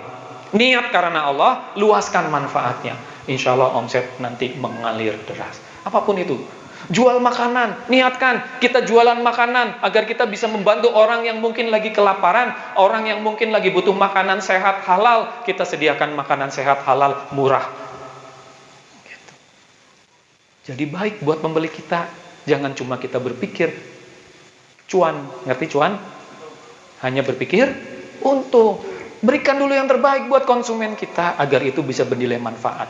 Baru nanti kita dapat untung. Kalau sudah berpikir seperti itu, tertata, kuat niatnya, omset datang sendiri, serius. Omset datang sendiri. Hari ini saya di Majenang. Tetapi saya masih bisa omset. Kenapa? Udah jalan. Ada orang nyari MBO Pro, ada orang nyari skincare, karena saya juga jualan skincare. Ya. Kok bisa seperti itu? Itu Bapak Ibu yang penting tadi, pelajaran pertama. Totalitas ikhtiar, totalitas tawakal. Diingat-ingat gitu Bapak Ibu. Penting gini, kelihatannya sepele. Penting dan rasakan ketika Bapak Ibu praktekkan ini. Enak nanti hidup, nggak ada beban. Totalitas ikhtiar, totalitas tawakal. Orang itu sering terbebani karena mikirnya hasil Bapak Ibu. Mikirnya hasil, omset saja, belum melakukan apa-apa, udah mikirnya omset, gitu. Apa sih yang udah kita lakukan? Kita pengennya gede, tapi kita ikhtiarnya masih setengah-setengah. Bangun pagi aja masih kesiangan, Udah mikirnya hasil besar. Belum dikasih hasil besar, frustasi, putus asa, pesimis. Padahal bangun pagi aja susah, subuh aja masih telat. Itu saya ngomongin saya. Saya ngomongin Bapak Ibu. Kalau Bapak Ibu di sini, wah, muka-mukanya ini ahli surga semua. Subuh nggak pernah kesiangan ya. Rajin sholat malam. Nggak punya dosa semua ya. Jadi soleh-soleh semua ya. Mukanya bersinar kena air wudhu terus. Apa kena minyak? Bersinar insya Allah. Glowing. Tukang mendoan glowing. Minyak mahal tetap glowing. Oh digodok, direbus ya. Masya Allah. Tadi saya dapat info Pak. Bagaimana kabar tukang mendoan yang selama pandemi? Mendoannya masih Pak, cuma ukurannya mengecil katanya. Orangnya membesar. Masya Allah, mendoannya enak sekali. Ya. Itu yang terjadi Bapak Ibu. Siap luruskan niat, luaskan niat. Siap ya. Karena manusia dihadirkan di dunia ini pasti Allah punya alasan. Belajar dari lebah. Tentang lebah ada di surat di Al-Quran surat An-Nahl 69, nanti buka ya. Di dalam perut lebah ada sesuatu yang manfaat buat manusia. An-Nahl 69. Itu kita belajar dari situ. Bapak Ibu, saya ingin dengar kabar nanti setelah acara ini. 2 minggu, 3 minggu, 2 bulan, 3 bulan, bahkan 1 tahun ke depan. Ada yang sudah menemukan hidup baru, bebas hutang, usahanya maju, punya cabang di mana-mana. Impian yang tadi disebutkan direalisasikan sudah. Ada yang ingin menghajikan keluarganya, berhasil, kasih kabar ke saya Mas. Ada yang ingin punya penghasilan passive income berapa tadi Pak? 100 juta 1 bulan direalisasikan. Ini yang teman-teman yang lain mengaminkan. Bahkan tadi ada sahabat kita yang punya istri 4 direalisasikan. Istri 4. Luar biasa. Kalau sudah berhasil, sedekahnya juga harus lebih banyak. Coba punya target, ingin sedekah berapa juta 1 bulan. Saya ke tim seller saya selalu menargetkan berapa sedekahnya minimal. Harus bisa yang awal-awal yang pemula 1 juta sebulan minimal. Sedekah 1 juta sebulan minimal. Omset nanti ngikut. Kalau yang sudah bisa mencapai 1 juta, tingkatkan 5 juta sebulan sedekah. Saya ke tim saya begitu, 5 juta sebulan, 10 juta sebulan sedekah. Ya. Siapa yang memampukan? Allah. Ingat tadi, we are nothing. Allah is everything. Allah segalanya, kita bukan siapa-siapa. Tanamkan terus dalam pikiran kita libatkan Allah. Karena Allah yang maha berkehendak. Bagaimana di era pandemi Bapak Ibu? Alhamdulillah. Bisa dikatakan pandemi berakhir. Bisa dikatakan COVID sudah berakhir. Ya, kecuali ada yang mendramatisir. Kita insya Allah sudah anggap COVID tidak ada. Sekarang waktunya kita bangkit lagi. Hidup baru lagi. Tapi ingat, hidup baru dengan niat yang baru. Kalau selama ini kita hanya berpikir kita rubah. Harus berpikir bagaimana ini luas. Kalau berpikir cuma buat kita tambah enteng Bapak Ibu. Tanya Ibu, uang 100.000 buat hidup sehari cukup? Tanya Ibu, cukup? Cukup Bu, 100.000. Betul, apalagi anak cuma 2. Istri saya sehari jatahnya 100 buat dapur. Lebih, dia bisa nabung. Karena kebetulan saya makan enak saya itu nggak mahal. Lalapan, tanya istri saya. Saya tuh senang buat lalapan. Digorengin tempe, tahu, sambel, lalapan daun-daunan mentah, udah cukup. Nah seneng kan istri saya? Irit belanjaan gitu. Enteng, masak cuma direbus gitu. Emang gitu saya, gitu. Ya. Jadi jangan 3 juta sebulan itu sangat cukup. Tapi kenapa banyak orang punya penghasilan 3 juta bahkan 5 juta masih kurang? Gaya hidup yang bikin berat, betul? Nah itu, gaya hidup yang bikin berat. Tetangganya beli ini, kepengen beli ini. Tetangganya nurunin kulkas baru, kita padahal kulkas belum lama, baru 1 tahun. Ibu udah minta ke bapak, itu tetangga sebelah kulkasnya baru, 2 pintu, jendelanya 2 gitu. Kapan Pak kita punya yang kayak gitu? Si bapak, aduh angsuran kemarin teflon, kompor juga belum lunas gitu. Ya, pantas ini bapak-bapak banyak yang kurus, itu gemuk, nggak ada angsuran. Ya Pak. Gitu. Ya wajar seperti itu Bapak Ibu. Maka coba kita sekarang berpikir prioritas. Penuhi kebutuhan hidup. Kebutuhan hidup itu nggak mahal. Yang mahal itu gaya hidup. Nah, bagaimana kalau kita ingin bergaya tanpa tekanan? Miliki passive income seperti Bapak tadi. Passive income. Sulit tidak? Next, lain waktu. Kalau ada waktu kita bisa ketemu, saya boleh sharing bagaimana kita bisa membangun passive income dengan modal HP. Waktunya nggak cukup Pak. Sekarang. Ya, nanti lain waktu insya Allah. Bagaimana kita bisa membangun passive income? Supaya apa? Kita dari passive income membiayai gaya hidup. Jadi kalau Bapak Ibu ingin bergaya tanpa tekanan, punyai passive income segede gajah, gaya hidupnya segede kerbau. Pasti kita bergaya tanpa tekanan. Tapi kebanyakan orang yang terjadi, gayanya segede gajah, passive income-nya segede, nggak punya passive income. Sudah bergaya duluan. Iya gitu, boro-boro passive income. Pengen punya mobil, alasannya kalau dengan mobil nanti saya kemana-mana gampang, saya menawarkan dagangan saya lebih dipercaya. Itu alasan.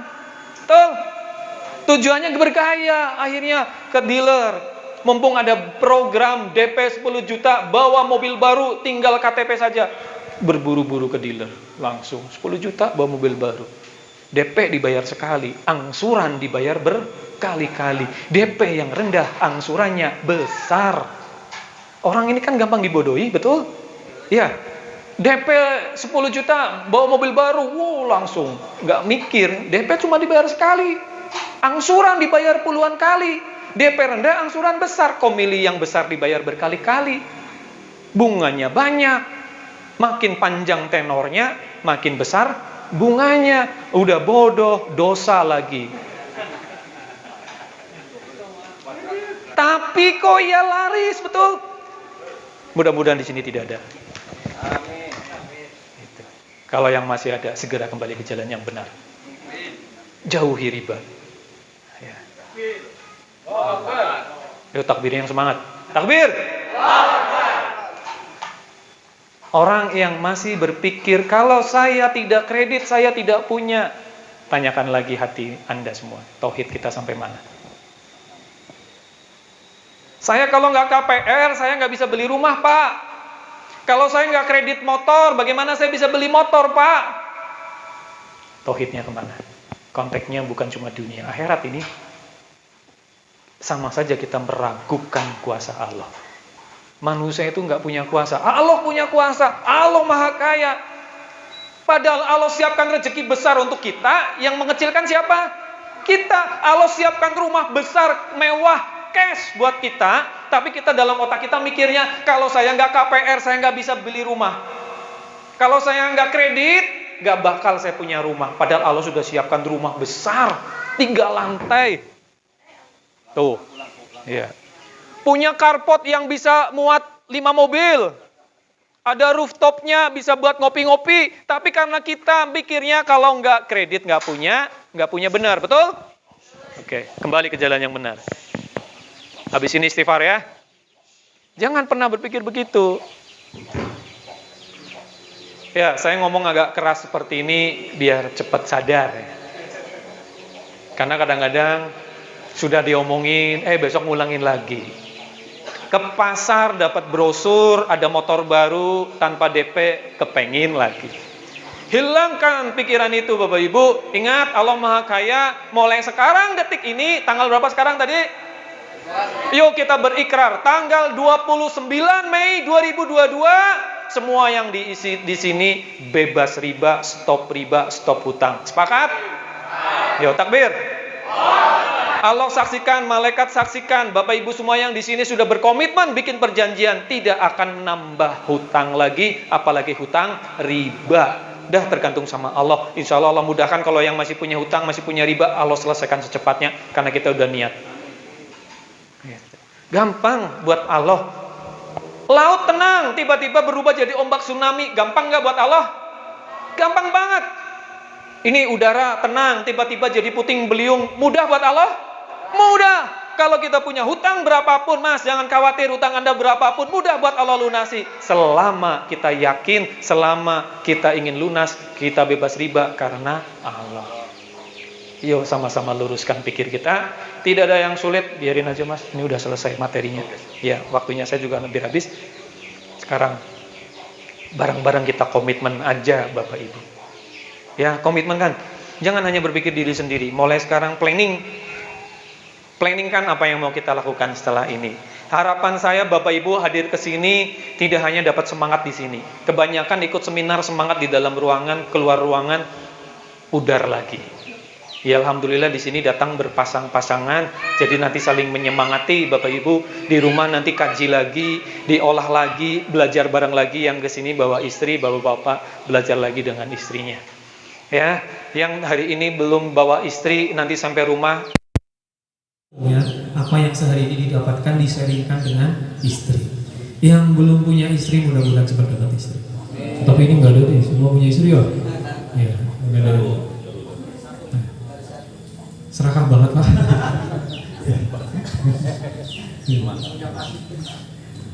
Belum punya passive income sudah mikir istri nambah. Passive income-nya gedein Bapak. Sekarang tidak sulit. Saya hobi motor Pak. Mohon maaf, saya di rumah ada koleksi motor, ada motor sport, ada motor custom, ada Vespa, ada Matic. Kenapa saya hobi motor? Ya buat hiburan. Tapi saya semua dari passive income. Semua dari passive income. Saya mau main-main bergaya harus dari passive income. Berapa tahun, 2 tahun yang lalu saya ikut program investasi. Saya alokasikan dana investasi ke pemerintah. Investasi syariah, ya. Saya ikut 2 tahun. Dapat untung. Kemarin Desember sudah kontrak habis, dapat untung 60 juta. Saya beli Vespa harga 50 juta. Masih sisa 10 juta. Masih dari passive income. Saya punya passive income yang lain, saya punya bisnis yang autopilot juga saya besarkan. Ya penghasilannya lumayan, saya bisa buat senang-senang, piknik sama anak istri, nggak ada tekanan. Ya mau beli apa-apa nggak ada tekanan, hasil dari passive income. Yang active income di hati-hati, uang aktif income yang dapatnya juga berkeringat, dapatnya pakai tenaga, ya dipakai yang penting-penting. Tapi kalau passive income buat senang-senang nggak apa-apa. Kita juga perlu senang-senang, betul tidak? Kalau kita senang-senang piknik, bahasa sekarang apa tuh? Healing ya, healing boleh biar otak fresh lagi, tetap ide baru lagi nggak apa-apa. Niatnya baik, ya niatnya baik, nyenengin keluarga, healing, piknik nggak apa-apa. Tapi jangan memberatkan. Makanya miliki passive. Bapak Ibu, alhamdulillah ini yang menyenangkan tuh seperti ini kita bisa belajar dan kita niatkan belajar karena Allah. Jangan sampai lepas dari jalur Allah. Apapun yang kita miliki pun nanti akan dihisab. Kita kadang-kadang sebagai manusia pingin banyak, kadang-kadang kita lupa. Kita punya banyak juga hisabnya lebih banyak. Maka agar kita nanti dapat pertolongan saat hari hisab, kita punya harta lebih. Fisabilillah. Itu pengusaha muslim yang sejati. Saya yakin semua ingin jadi pengusaha muslim yang sejati. Pengusaha sukses, kaya raya, dermawan, peka terhadap permasalahan orang lain. Itu pesan dari saya. Mungkin saya di sini umur tidak sesenior Bapak Ibu lah ya. Tetapi mudah-mudahan Bapak Ibu mau mendengarkan omongan junior saya yang masih lemah. Dan mudah-mudahan mau dipraktekkan niat saya berbagi ilmu agar jadi amal jariah buat saya. Saya juga masih banyak dosa. Ya dengan ini saya niatkan saya amal jariah. Saya dari rumah tadi, saya doa keluar dari rumah, bismillahirrahmanirrahim. Niat saya ya Allah, saya sampai Majenang. Ingin ini bernilai fisabilillah. Saya sampai sini sharing ilmu, mudah-mudahan dipraktekkan jadi amal jariah buat saya. Maka Bapak Ibu jangan lupa sisipkan nama saya dalam doa Bapak Ibu, berkenan? Ya, doakan saya, doakan istri saya, doakan anak-anak saya. Saya ingin juga anak-anak soleh seperti anak-anak Bapak Ibu. Saya ingin punya anak-anak yang juga nanti jadi pejuang agama. Saya juga ingin punya anak yang nanti jadi pendakwah-pendakwah. Seperti anak-anak Bapak Ibu juga, insya Allah semua jadi soleh-soleha, jadi pejuang agama, pejuang umat. Hari ini Islam selalu dilemahkan, betul tidak? Ya, kenyataannya akhir zaman, beberapa pihak yang punya kepentingan terus menyerang Islam dengan berbagai cara. Dibentur-benturkan, diadu domba kita. Lewat sosmed begitu luar biasa para baser-baser. Ya, berita dipelintir, digoreng agar kita sesama muslim pecah. Saatnya kita membangun ukhuwah. Kita yang sadar, yuk kita jangan ikut-ikutan mengadu domba, jangan ikut-ikutan jadi dombanya juga. Itu kan umat. Berlomba-lomba dalam kebaikan, fastabiqul khairat. Ayo, bersinergi. Bahasanya diganti, jangan berlomba sekarang, bersinergi. Berlomba-lomba dengan non-muslim saja, balapan dengan non-muslim, tapi dengan sesama muslim bersinergi. Ya, saatnya kita berdampingan. Siap Bapak Ibu? Cari kegiatan sosial, proyek sosial. Ya, saya baru bikin proyek sosial, bukan saya ria, tapi mudah-mudahan jadi motivasi. Saya bikin rumah ceria, yayasan rumah ceria. Isinya rumah singgah untuk duafa yang ingin berobat ke rumah sakit, nggak punya biaya nginep, saya tampung. 5 kamar, 1 kamar, 2 bed. Ada 10 duafa kita tampung. Hari ini full, lebaran full. Saya nggak terima bayaran, terima doa. Omset yang besar itu doa, itu full. Ya, dari situ ada kegiatan pengobatan gratis, donor darah, sunat gratis. Alhamdulillah kemarin sunat ada 20 peserta yang 2 non muslim. Non muslim aja mau sunat. Gitu. Ikut sunat gratis. Saya terima. Kenapa non muslim diterima, Pak? Doa saya mudah-mudahan non muslim ikut sunat gratis pulang dapat hidayah masuk Islam. Gitu. Karena di situ sambil nunggu antrian ada kajian untuk anak-anak. Itu kita nolong, nggak usah batasi. Yang namanya nolong semua perlu ditolong. Hamba Allah tolong. Baik dia non muslim sekalipun butuh pertolongan, tolong. Saya punya ambulan gratis Bapak Ibu. Saya katakan ke driver saya, ada orang minta ambulan gratis bantuan, tolong. Jangan lihat di rumahnya ada salib Pak, nggak usah dipikir, bawa. Siapa tahu jadi hidayah. Kita jadi asbab hidayah buat mereka. Tolong. Tolong menolong tidak ada batasan. Batasannya itu di akidah, betul? Akidah kita ada batasan dengan mereka. Tapi toleransi, tolong menolong. Ayo kita tolong menolong sesama. Niat karena Allah. Ya, ini akhir zaman, kita umat akhir zaman berbuat lebih banyak agar kita menjadi umat-umat pilihan yang nantinya bisa berkumpul dengan Rasulullah. Ya, insya Allah. Bapak Ibu, doakan kami, saling doa. Insya Allah saya juga doakan Bapak Ibu semua yang ada di sini. Mudah-mudahan kita digolongkan umat yang selamat dunia dan akhirat. Mudah-mudahan yang punya cita-cita jadi pengusaha Allah realisasikan, jadi pengusaha kaya raya, dermawan, suka berbagi, peka terhadap masalah di sekitar. Ya, yang sudah ingin bebas hutang, ya Allah mudahkanlah ya Allah. Semudah-mudahan hutang seberapapun banyak hutang pasti kecil buat Engkau ya Allah. Lunasi hutang saudara-saudara kami di sini ya Allah. Lunasi hutang-hutang kami di sini ya Allah, baik hutang riba maupun bank riba. Allah mudahkanlah, tunjukkan jalan yang terbaik buat kami semua. Ihdinas siratal mustaqim, jalan yang terbaik buat kami ya Allah, hingga nanti kami istiqomah bisa menjemput mati yang husnul khatimah. Amin ya robbal alamin. Terima kasih dari saya. Mohon maaf jika ada kata-kata yang salah. Saya dikasih waktu sampai 2:30. Alhamdulillah cukup. Mudah-mudahan manfaat dan insya Allah ini dipraktekkan ya. Bapak Ibu, pesan saya, praktekkan yang bisa dipraktekkan. Mulai dari yang gampang, mulai dari yang kecil. Ya, kita bisa, yakin kita bisa karena kita ada Allah. Dan mudah-mudahan kita nanti dikumpulkan di surganya Allah. Billahi taufiq wal hidayah. Assalamualaikum warahmatullahi wabarakatuh.